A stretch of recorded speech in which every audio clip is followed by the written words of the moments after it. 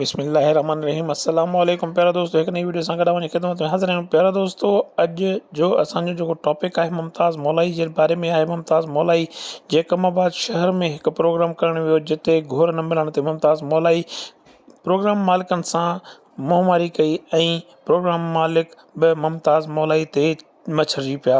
ॿिन्हिनि धुरनि में तमामु घणी तूतू में थी, जंहिं बाद मुमताज़ मौलाई ॻाइण खां इनकार करे छॾियो ऐं वापसि हलियो वियो।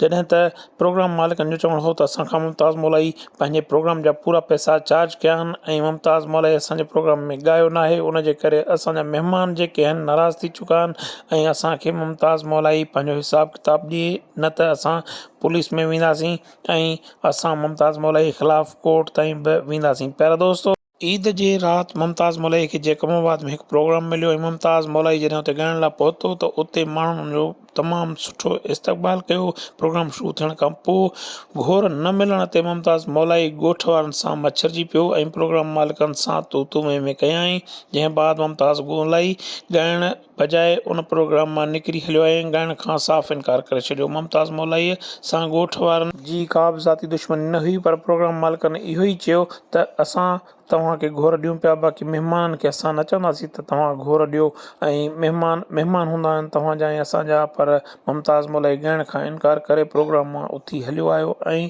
प्रोग्राम करण खां साफ़ इनकार करे छॾियो। ॻोठ वारनि ऐं प्रोग्राम मालिकनि चयो त असां मुमताज़ मौलाई ख़िलाफ़ु केस दाख़िल कंदासीं, जंहिं बाद मुमताज़ मौलाई ऐं ॻोठ वारनि जे विच में तमामु घणी तूतू में थी ऐं मुमताज़ मौलाई प्रोग्राम मां निकिरी हलियो। त प्यारा दोस्तों, हीअ हुई असांजी वीडियो।